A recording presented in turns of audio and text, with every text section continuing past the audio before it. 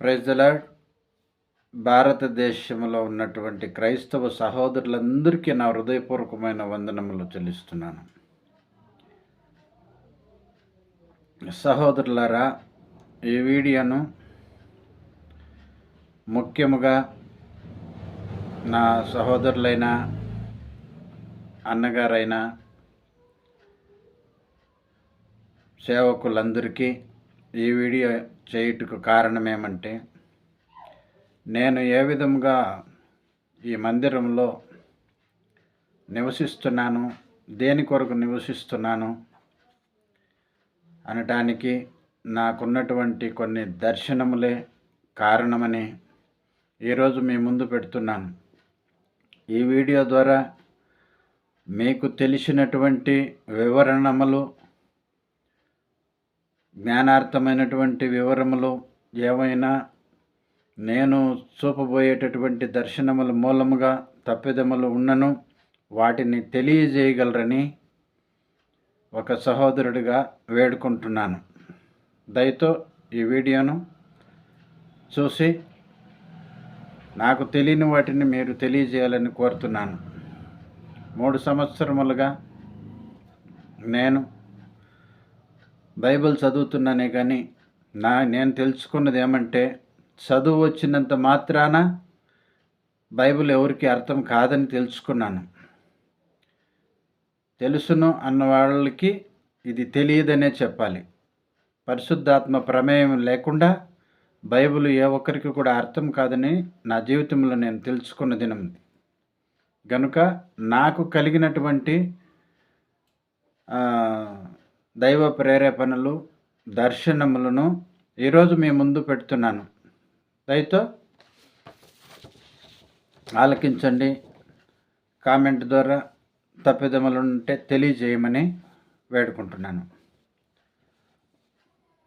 ప్రజలరా, నేను గత జన్మమును పోగొట్టుకొని తీర్పు నుండి తిరిగి వచ్చిన వాడిని. అనగా క్రైస్తవ్యం అంటే ఏమో తెలియని రోజుల్లోనే నేను తీర్పు అంటే మామూలుగా యమలోకము అని అంటారు, మరణించిన వారికి యమలోకం అని. అక్కడ నుండి నన్ను తీర్పు నుండి ప్రభువారు, యేసు ప్రభువారు తప్పించి నన్ను తిరిగి పంపటం జరిగింది. అక్కడ నుండి నా జీవితము మొదలైంది. తెలియజేస్తాను తారీఖులతో పాటు.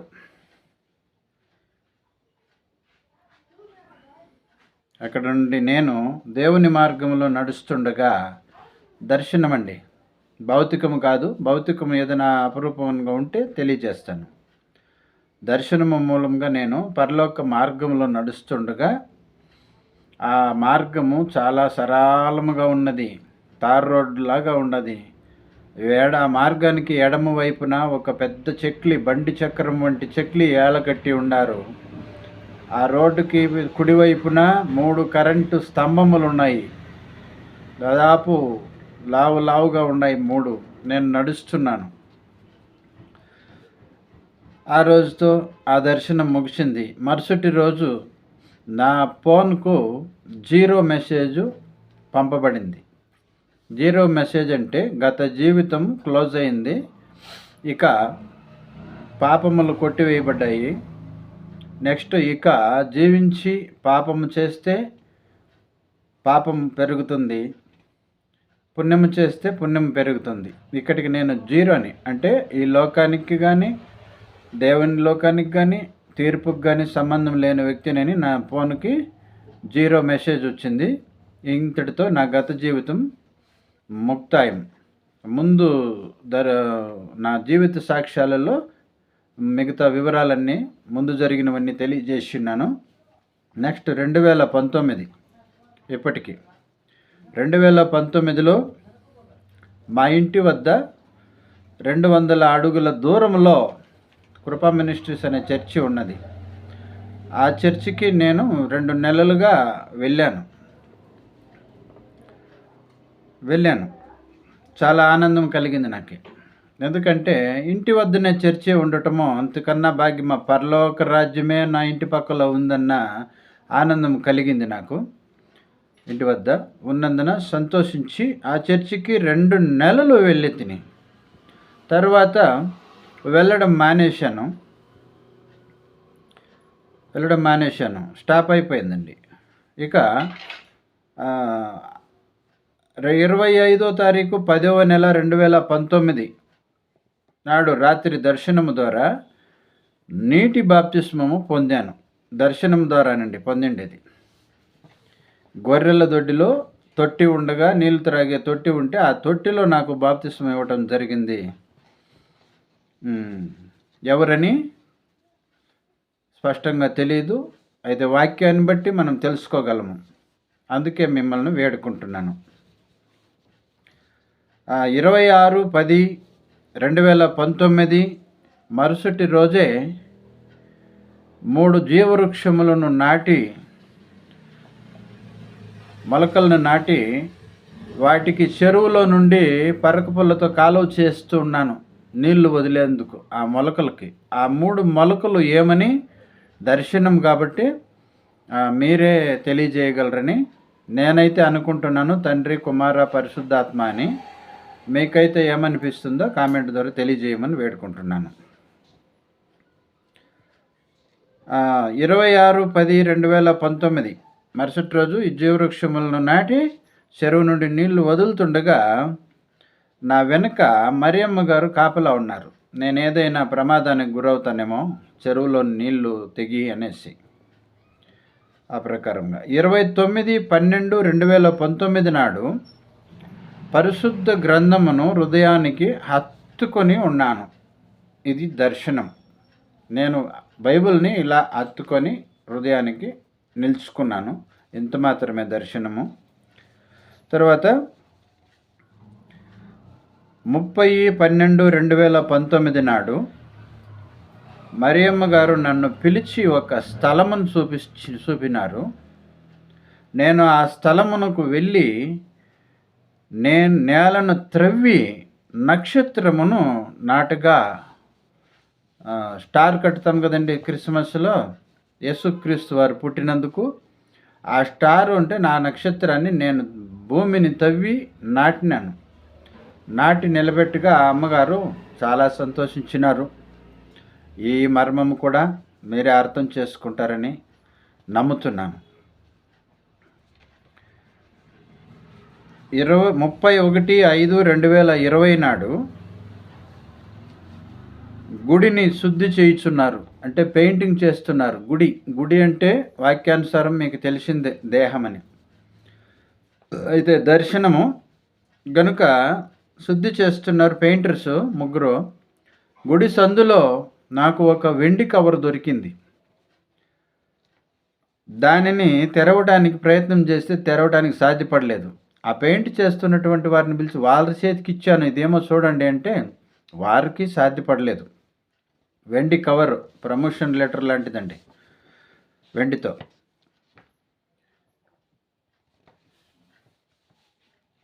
సాధ్యపడలేదు కనుక 6వ తారీఖు 7వ నెల 2020 నాడు మధ్యాహ్నమే నన్ను జతలో తీసుకెళ్ళి పునాదికి సిద్ధముగా ఉన్నటువంటి ఒక స్థలమును నాకు చూపించినారు. ఎవరంటే ప్రభువైన యేసువారు. మధ్యాహ్నం నేను నిద్రించుచుండగా, ఇది కూడా దర్శనమే, చూపించినారు. నేను అనుకుంటున్నాను, నాకు తెలియకనే పాయా తీసి పెట్టేసినారే మందిరం నిర్మాణానికి అని నిలబడిపోయాను అక్కడే దర్శనంలో. 5 తారీఖు అండి. వెంటనే చూడండి, ఇది 6వ తారీఖు అయితే 7వ తారీఖు 7వ నెల 2020 నాడు ఆ పునాదికి రాళ్ళు అందిస్తున్నారు. ఒక్కరే అందిస్తున్నారు, చేతులు మాత్రమే కనిపిస్తున్నాయి, మనిషిని నేను గమనించలేదు. ఆ రాళ్ళు తీసి నేను పునాది వేస్తున్నాను. నేనే మేస్త్రిని కనుక కట్టుతున్నాను. అలా కట్టిందే భౌతికంగా కూడా సాక్షార్థముగా కట్టినాము ఈ మందిరాన్ని. ఎలా కట్టామంటే మత్తయి సువార్తలో నేను నాయందు తండ్రి యందు నేనును ఉన్నామని నమ్ముడి, లేదా ఈ క్రియల నిమిత్తమైనను నమ్ముడి అని ప్రభువారు చెప్పినట్లుగా ఈ క్రియలే సాక్ష్యం అండి దర్శనానికి.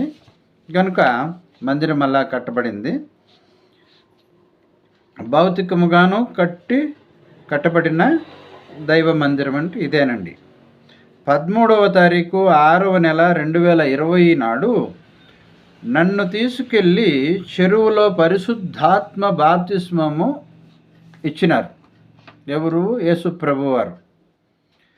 అయితే నేను ఒక బాప్తిస్మముకి తీసుకెళ్లారు, నేను వెళ్ళాను.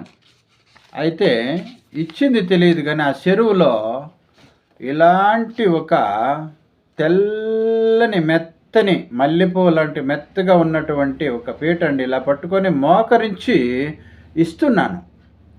నా హృదయంలో పెట్టి హృదయంలో మీరు నివసించాలని, అంటే యేసుక్రీస్తు వారిని అంగీకరిస్తున్నామని పరిశుద్ధాత్మ బాప్తిస్మము నాకు వారు ఇచ్చారు. ఇది దర్శనం, భౌతికం కాదు. అయితే ఆ రోజు శనివారం రాత్రి అండి. ఆదివారం ఉదయము చర్చికి వెళ్ళాను. అంటే మా ఇంటి వద్ద ఉన్నటువంటి చర్చికి వెళ్ళాను. బాప్తిస్మం ఇమ్మని కోరుకున్నాను. ఈ దర్శనం గురించి నాకు తెలియదు కదా, అప్పటికి నాకు తెలియదు. 14/6/2020 నాడు భౌతికంగా నీటి బాప్తిస్మం పొంది తిని, బలవంతాన్ని పొంది తిని, నీళ్ళు రావండి, రేపు తీసుకోండి, రాత్రికి నింపుతాము, ట్యాంకర్లు రాలేదని వాళ్ళంటే ఒక్క మాట అడ్డమేశారు. నీళ్ళు వస్తాయి, నేను తీసుకుంటాను ఈరోజుని చెప్పి ఖచ్చితంగా సాయంత్రం 4 గంటలకు తీసుకొని నోట నుండి వచ్చినటువంటి ప్రతి మాట ఆ రోజు నెరవేరింది. పరిశుద్ధాత్మ అభిషేకము నేను ఎవరితో మాట్లాడుతుంటే వాళ్ళకు కూడా అది కలుగుతూ ఉంది, ఈ మాటల్లో అభిషేకించినటువంటి మాటలుగా. అయినను నాకు అంత అనుభవం లేదు కదా, ప్రార్థన చేయటము తెలియదు, వాక్యం చదవటము తెలియదు అప్పటికి. కనుక నీటి బాప్తిస్మము భౌతికంగా పొంది తిని, పేతురు గారు మత్తయి సువార్తలో సెలవిచ్చిన ప్రకారము అన్యజనులకు దేవుడు పరిశుద్ధాత్మతో నింపగా నీళ్లకు ఆటంకంగా ఉండకూడదని నీటి బాప్తిస్మము పొందవలెను అని ఆజ్ఞాపించను.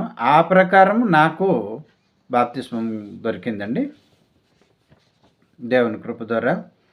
ఇక 27/8/2020 నాడు తెలిసింది, ఆ రోజు పెయింట్ చేస్తూ ఉంటే వెండి కవరు, తెరవబడలేనటువంటి వెండి కవర్ను గురించి తెలిసింది.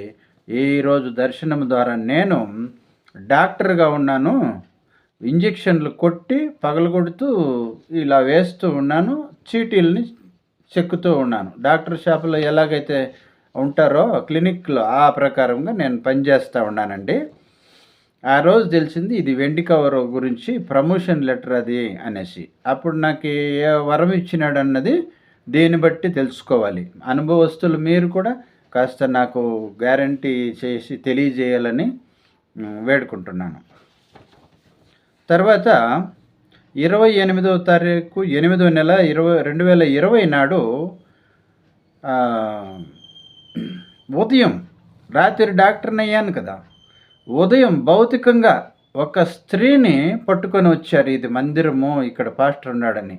అప్పటికి మందిరం కట్టి ఉండలేదు, ఏమీ లేదు, ఒక్క చదరం రూమ్ ఉన్నింది, మేము అందులో నివాసం ఉంటాం మేము, అంతే. ఈ మందిరం మొత్తము అప్పటికి కట్టిండలేదు. అయితే ఆ దినం పట్టుకొచ్చినటువంటి స్త్రీని చూసేస్తే గుండెలు నీళ్ళు అవుతాయండి. ఆ ప్రకారంగా కండ్లు ఊదేసి, పెద్దగా ముఖము ఊదేసి, మనిషి ఊదేసి, కాళ్ళు చేతులు లావుగా అయిపోడిసి అనుకొని ఉంటే ఇద్దరు పట్టుకొని వచ్చినారు ఆమెని. ఎక్కడ ఉంది వాక్యము, ఎక్కడ ప్రార్థన చేయాలి, ఎలా చేయాలి ఏమీ తెలియదు నాకు. ఉన్నది బైబిల్ లేదు, మొత్తానికి బైబిల్ లేదు నా దగ్గర, ఇది వాస్తవం అంటే. అప్పుడు సరే కూర్చొని పెట్టమన్నాను, కూర్చొని పెట్టారు. ప్రార్థన చేయటం తెలియక ఏం చేద్దాను ప్రభువా అనుకొని, యేసుక్రీస్తు వారి ఇంటికే వస్తావా నువ్వు, నీకెంత ధైర్యము, యేసు నామములో చెప్తాను నన్ను వెళ్ళిపోవన్నాను. అంతేనండి. ఆమె రుబాబు చూసి ఇక్కడ నాకు ఆత్మ నిండుతూ ఉంది. ఆమె ఎంత ఎత్తరం కూర్చొని ఉందో అంత ఎత్తరము కరెంటు షాక్ కొట్టినట్టుండే అది నాకు. వెళ్ళిపోయినప్పటికీ దమాన్ పడిపోయింది వెనక్కి కూర్చొని ఉన్న మనిషి. పడిపోయింది, వెళ్ళిపోయింది అనేసి విపరీతమైన భయం కలిగింది నాకు ఆమె ప్రవర్తన చూసి. అయితే ఈ పళ్ళు కొరకుతా వచ్చింది కటకట కటకట అని. ఆ పళ్ళు కొరకటం ఆగలేదండి.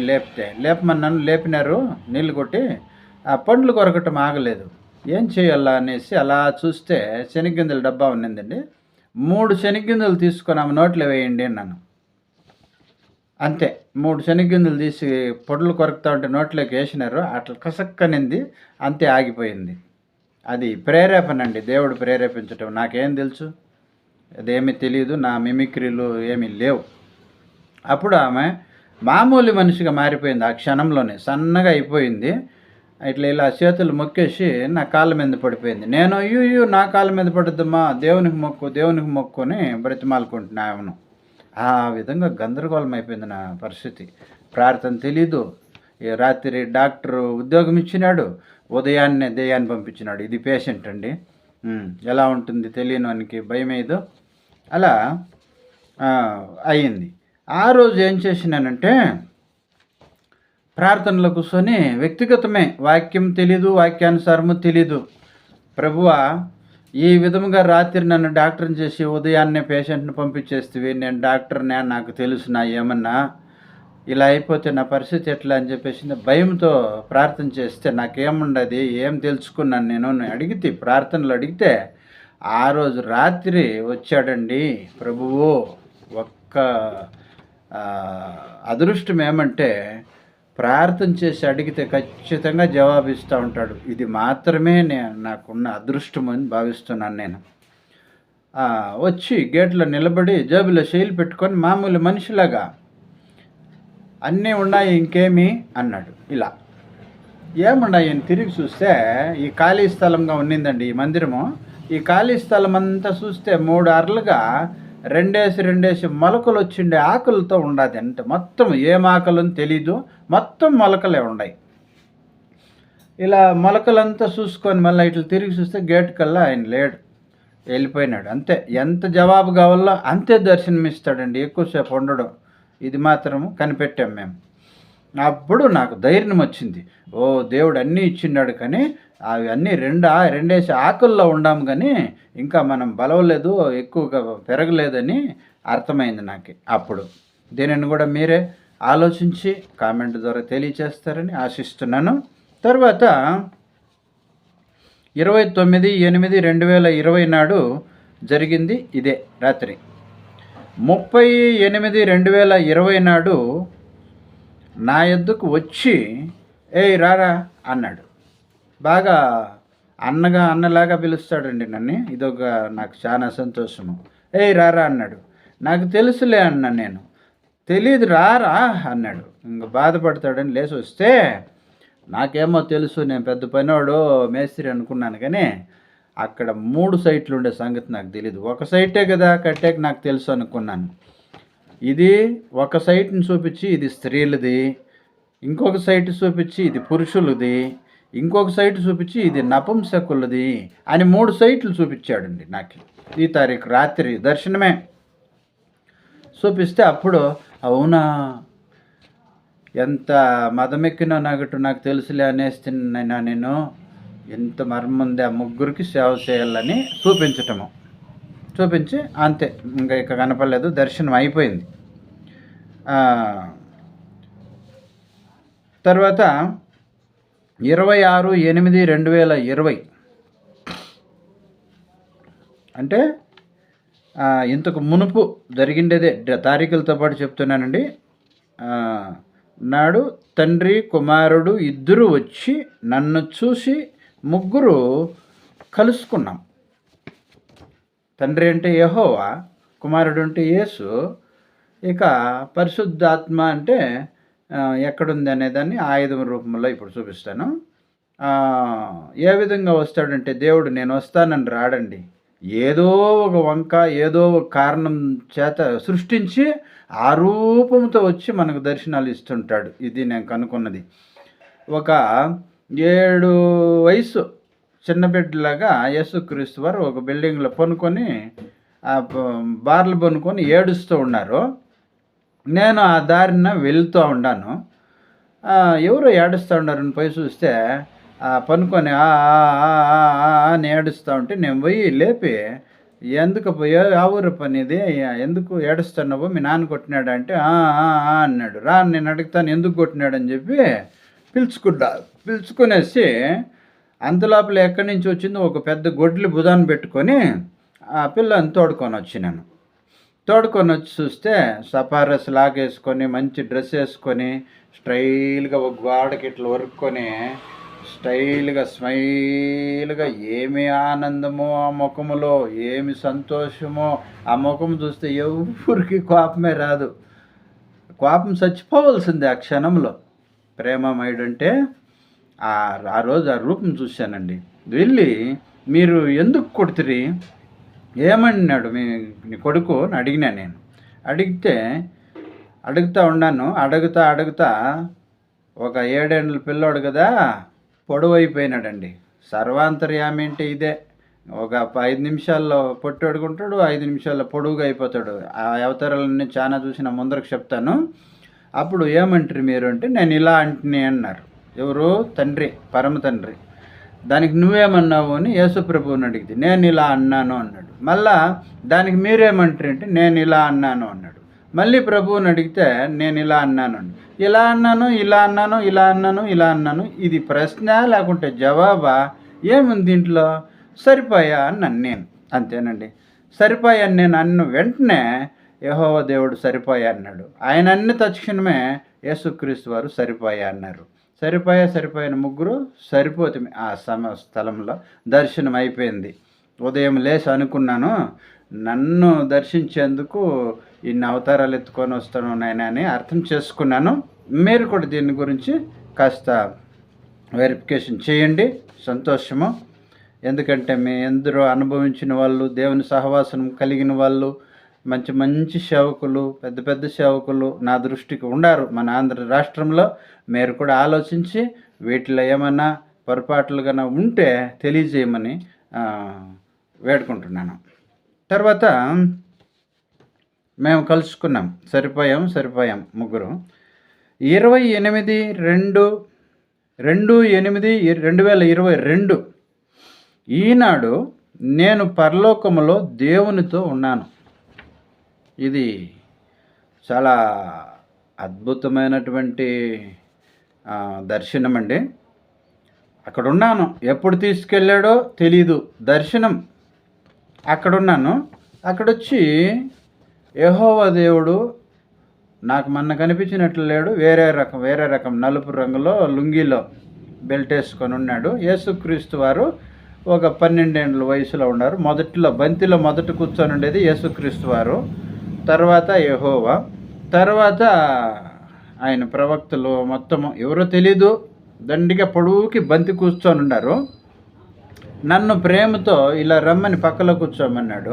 ఇద్దరు మధ్యలో యేసుక్రీస్తు యెహోవా మధ్యలో ఇలా కూర్చోమని ఇలా ప్రేమతో పిలిచిన దానికే, ఆ ప్రేమకి అక్కడ కూడా నేను ఆశ్చర్యమైపోతే ఇంత ప్రేమతో పిలుస్తూ ఉండవా అనేసి. అయితే నేను మాట అన్నాను, నీకేమన్నా చాలకపోతే నీ కొడుకు దాంట్లో తీసుకొని తింటారు ఆకులో, నీ కొడుకు ఏమన్నా చాలకపోతే మీ ఆకలో ఉంది పెడతారు. మీ ఇద్దరి మధ్యలో నేను కూర్చొని ఆటంకంగా ఉందినా? లేదు, నేను ఎదురుగా కూర్చుంటానని ఎదురుగా కూర్చున్నా, ఇద్దరికి ఎదురుగా. అప్పుడు భోజనం పెట్టారు. ఏం పెట్టారంటే సంగటి ముద్ద పెట్టారు. ఇక బంతికంతా పెట్టిండారు. అందరికన్నా తొందరగా నేను తినేసినాను. జరిగింది మాత్రమే చెప్తున్నాను. దర్శనం ద్వారా తినేసినాను. అయిపోయింది. ఆ తర్వాత వెంటనే నాతో పాటు నన్ను తీసుకొని బయలుదేరినారు. ఎవరు? యేసుక్రీస్తు వారు. అక్కడే, ఎక్కడికో కాదు, అక్కడే. బయలుదేరేపటికి ఎంత ఉండారో తెలిసిన, మామూలు వయసు, మామూలు హైటు, గడ్డము అంతా ఉంది. మామూలు యేసు ప్రభు ఒక రూపం ఉంది. ఆ రూపంతోనే తోడుకొని వస్తూ ఉన్నాడు నన్ను. పక్కకి పోతూ ఉండగా ఒక అపార్ట్మెంట్ కనిపించింది. ఆ అపార్ట్మెంట్ని చూస్తే 3 ఫ్లోర్లు ఉంది. 3 ఫ్లోర్లు ఒక పోర్షన్కి బ్లూ టేప్ ఇలా వేసిండారు, 3 ఫ్లోర్లకి చేర్చి. ఇలా చూసి ఓహో ఇది నాకా అంటా ఉన్నాను నేను అనుకుంటా ఉన్నాను మనసులో. అక్కడి నుంచి ఒక కుంటకు తీసుకొచ్చాడండి, నీళ్ళు ఉండే కుంటకి. ఆ కుంటకాటికి తీసుకొచ్చి నీ బట్టలు విప్పి చేతిలో పట్టుకొని ఆ కుంటలో మునుగు అన్నాడు. ఇంకా ఒడ్డున నిల్చుకొని ఉన్నాడు, మునుగు అన్నాడు. సరే, నేను తీసి వెళ్ళి నా సొక్కా ఇప్పి ఇట్లా పట్టుకొని ఆ నీళ్ళలో ఇలా మునిగి ఇలా లేచినాను. ఈ స్నానాన్ని ఏమంటారో తెలీదు. విన్న ప్రకారం అయితే జ్ఞాన స్నానము అనుకుంటాం, అక్కడ ఇచ్చినటువంటి బాప్తిస్మం కాబట్టి జ్ఞాన బాప్తిస్మము అని నేను అనుకున్నాను. ఇందులో ఏదైనా వేరుగా వ్యత్యాసంగా ఉంటే తెలియచేయమని వేడుకుంటున్నాను నా అన్నగారు అయినటువంటి సేవకులని దయతో. అక్కడ నుండి మళ్ళీ బట్టలు తొడుక్కుంటూ బాప్తిస్మం అయిపోయినాక చూస్తే అందరూ లేడీస్, అంటే ఆడవాళ్ళు ఇటుకలు మోస్తూ ఉన్నారు, మగవాళ్ళు కట్టుతూ ఉన్నారు, నిర్మాణాలు అయితే జరుగుతూ ఉన్నాయి. ఇది పరలోకమని నేను చెప్తున్నాను. పరలోకమో కాదో మీరే తెలియజేయాలని వేడుకుంటున్నాను. కాకపోతే నేను తెలుసుకున్నది దేవుడిచ్చినటువంటి జ్ఞాపకం ద్వారా, జ్ఞానం ద్వారా తెలుసుకున్నది నిజమో అబద్ధమో మీరే తెలియజేయమని వేడుకుంటున్నాను. చివరిలో ఫోన్ నంబర్ కూడా ఇస్తాను. తర్వాత పరలోకంలో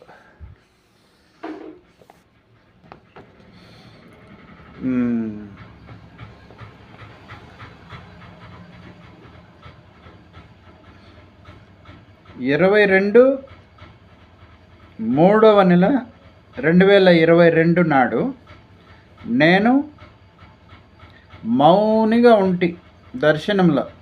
మౌనిగా అంటే ఏదో పోగొట్టుకున్నా కాబట్టి అలా ఉంటి, ఎక్కడ భూమి మీదే. అక్కడ తండ్రి కుమార ఇద్దరు వచ్చారు. యెహోవా దేవుడు వచ్చి నిలబడ్డాడు, యేసుక్రీస్తు ఎడంపక్క వచ్చి నిలబడ్డాడు. ఆ యెహోవా దేవుడు నన్ను ఇలా చూసి, యేసుక్రీస్తు వల్ల అలా చూసి ఈ అన్నాడు. అంతే, ఈ అన్న ఒక్క స్వరానికి మాత్రమే ఆయన పరమ నుండి భూకి దిగి వచ్చినాడు ఆ రోజు. అనేపటికి ఇంకా ఎవరు లేరు, వెళ్ళిపోయారు, దర్శనం అయిపోయింది. తర్వాత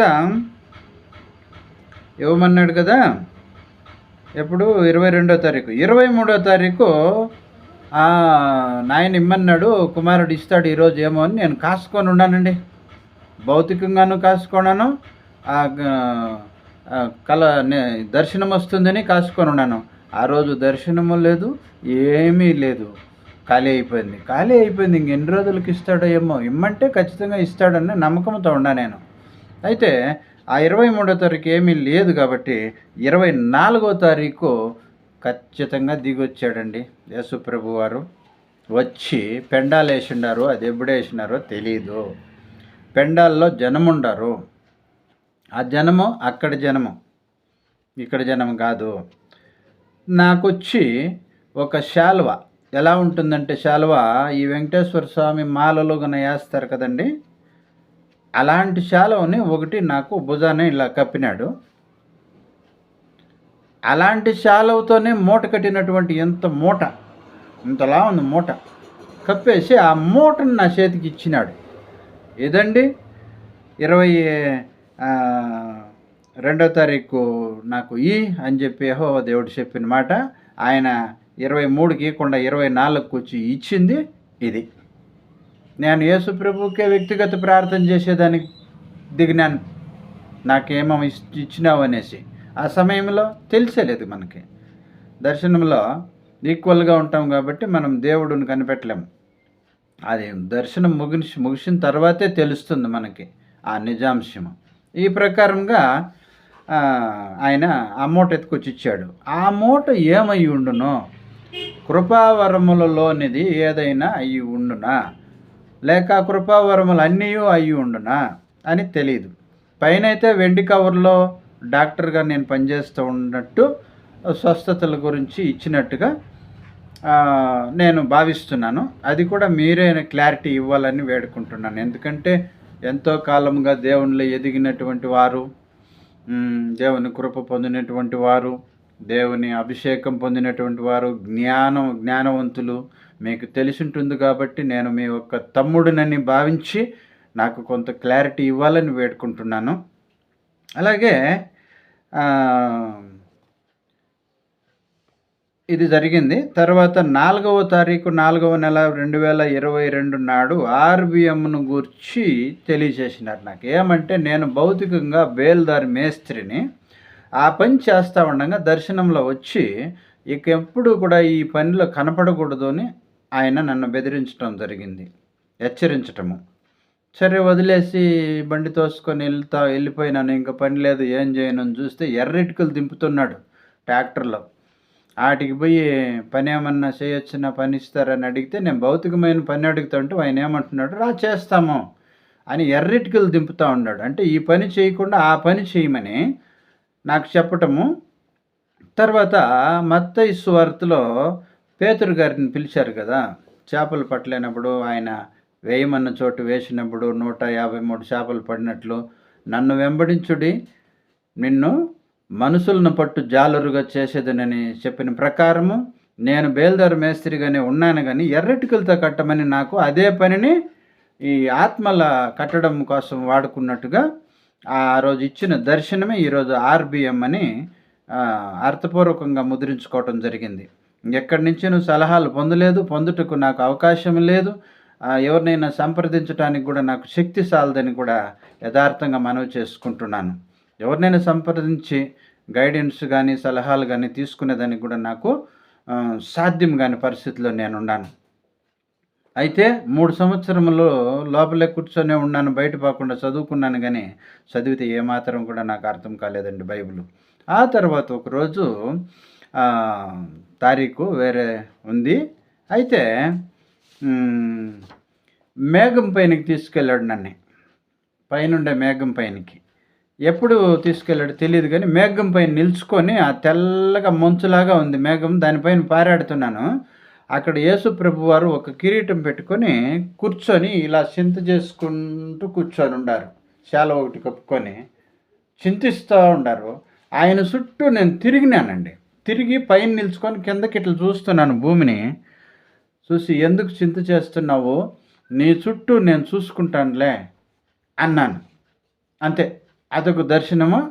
మేఘారుడు అన్న వాక్యం ఉంది కాబట్టి అక్కడ మేఘం మీద కూడా ఆయన్ని దర్శించుకొని ఆయన చుట్టూ తిరిగి నీ చుట్టూ నేను చూసుకుంటానన్న మాట ఇచ్చి నేను అంతే, దర్శనం అయిపోయింది. ఈ ప్రకారము అనేకమైన దర్శనములు. ఇంకా ఇది ఇంతవరకు జరిగినటువంటి మందిరం కట్టినటువంటి ప్రార్థనలు, ఆదివారం అయితే విశ్రాంతి దినాన్ని ఏ విధంగా ఆచరించాలన్న దాన్ని బట్టి దేవుడు ఆదికాండంలో సెలవిచ్చిన ప్రకారం 6 దినములు సృష్టి చేసి 7వ దినము విశ్రమించెను. తర్వాత లేవియ కాండంలో వచ్చి విశ్రాంతి దినమును ఆచరించమని, ఆయన సన్నిధిని సన్మానించమని సెలవిచ్చినట్లుగా కట్టుబడి ఆదివారం మాత్రం ఏ మిస్ కాకుండా నేను ఎన్ని నష్టాలు వచ్చినా ఎన్ని కష్టాలు వచ్చినా మందిరంలో ఉంటూ, ఇక ఆత్మల విషయానికి వస్తే ఇంతవరకు ఎవరికి కూడా నేను బాప్తిసం ఇచ్చిన దాఖలాలు లేవు, నాకు ఎటువంటి ఆధారాలు కూడా భౌతికంగా లేవని కూడా తెలియచేసుకుంటున్నాను. అయితే ఒక 10 మంది వరకు వస్తుంటారు ఆదివారము ముఖ్యంగా. అయితే ఇంతవరకు ఈ సూచక క్రియలు, అద్భుత క్రియలు, మహత్కార్యాలు జరిగిండేది మాత్రము 47 మందికి జరిగిండాయండి. 47 మందికి జరిగిండాయి. ఇక్కడ ఆత్మలు కనపడకపోయినా కూడా కార్యాలు కనపడుతున్నాయి. కార్యాలు మాత్రం కనపడుతూ ఉన్నాయి. ఇది జరిగినటువంటి వారి అడ్రస్సులు, ఫోన్ నంబర్లు అంత లిస్ట్ ఉంది. ఎందుకంటే ఎవరైనా అనుమానించి ఏం మందిరం కట్టావు, ఎవరు చెప్పారు, ఏది అది ఇది అని ఏమన్నా వచ్చేటప్పటికి సాక్ష్యాధారాలతో ఇప్పుడు ఏ విధంగా దర్శనాలు తారీఖులతో పాటు పెట్టానో అద్భుత కార్యాలు, సూచక్రియలు, మహత్కార్యాలు కూడా అలాగే నేను లిస్ట్ చేసి పెట్టినాను. ఎవరెవరు ఏ ఊరు వాళ్ళు అనేసి. మరణించినటువంటి ఒక 9 నెలల పాప కూడా బతికింది. ఆయన కృప. ఆ విధంగా దర్శనం ద్వారా నాకు చెప్పి చేసినటువంటి కార్యాలు, అనేకమైనటువంటి క్రియలు ఉన్నాయి. ఇప్పటికీ ఈ మందిరమును గురించి, నన్ను గురించి, మందిరం గురించి ఏమీ లేదు, నా గురించిను ఏమీ లేదు. నేను దేవుని సహవాసం ఈ విధంగా నేను పొందుకొని నేను ఇక్కడ దేవుని కృపలో ఎంతవరకు తగిన మట్టుకు ఆయన్ని ఆరాధించుకుంటూ, వాక్యం బోధించుకుంటూ, ప్రార్థనలు చేసుకుంటూ జీవిస్తున్నాను. ఏ రూ. 1000, 500 ఆదాయాలు కూడా నాకు లేవు. నేను ఏదైనా మధ్యలో బేల్దారి పని చేసుకోవటము, ఖర్చులకు సంపాదించుకోవటము, దేవుణ్ణి మాత్రం వదిలేదు. పనిలో ఉన్నా కూడా ఆ పని చేసుకుంటూ ఉంటాను. తిరుగుతూ ఉంటే ఆ పని చేస్తూ ఉంటాను. ఆదివారం అయితే మాత్రం మందిరంలో ఖచ్చితంగా ఉంటాను. మందిరము 1000 దినముల కన్నా శ్రేష్టమైనది ఆదివారం విశ్రాంతి దినం అని కూడా వాక్యం మనకు సెలవిస్తుంది. కాబట్టి ఆ దినం మాత్రం ఎక్కడున్నా కూడా నేను మందిరంలోనే ఉంటాను. ఈ మధ్యలో ఫోన్ కాల్స్ వస్తే ఫోన్ కాల్ ద్వారా నేను ప్రార్థనలు చేస్తూ ఉంటాను. ఎంతవరకు నేను కన్నది మీకు అన్నీ తెలియజేస్తున్నాను. ఇక ముందరికి రెండో వీడియోలో వాగ్దానాలను యాకోబుకు ఏ విధంగా, ఇస్సాకుకు యాకోబుకు ఏ విధంగా వాగ్దానాలు ఇచ్చి జ్ఞాపకం చేసుకున్నారో ఆ ప్రకారమైనటువంటి వాగ్దానాలు ఉన్నాయి. ఎవరెవరికి అద్భుత కార్యాలు, మహత్ కార్యాలు ఏ విధంగా జరిగినాయి, దేవుడు ఏ విధంగా నన్ను సంప్రదించి నాకు సెలవిచ్చి చేసిండే కార్యాలే కానీ నా ఇష్టంగా చేసిండేది కానీ, నేను నేర్చింది కానీ, నేను ప్రార్థనలు నేర్చి చేసిందంటూ ఏమీ లేదు. ఇందులో వ్యక్తిగతమే ఎక్కువగా ఉంటుంది. కాబట్టి మరో వీడియోలో వాటన్నిటిని కూడా నేను పెడతాను. ఇంతవరకు ఈ వీడియోని చూసి ఆదరిస్తున్నందుకు గాను మీకందరికీ ప్రభు పేరట శుభాభివందనములు తెలియచేస్తున్నాను. నా ఫోన్ నంబరు సహోదరుల కొరకు 9900452207. అలెక్స్ వెంకటరమణ యూట్యూబ్ ఛానల్ అండి. దీని ద్వారా మీరు కొంత సహాయం చేసి ఈ వివరాలన్నీ కూడా ఏదైనా పొరపాట్లు ఉంటే నాకు తెలియజేయవలసిందిగా క్రీస్తు పేరట వేడుకుంటున్నాను.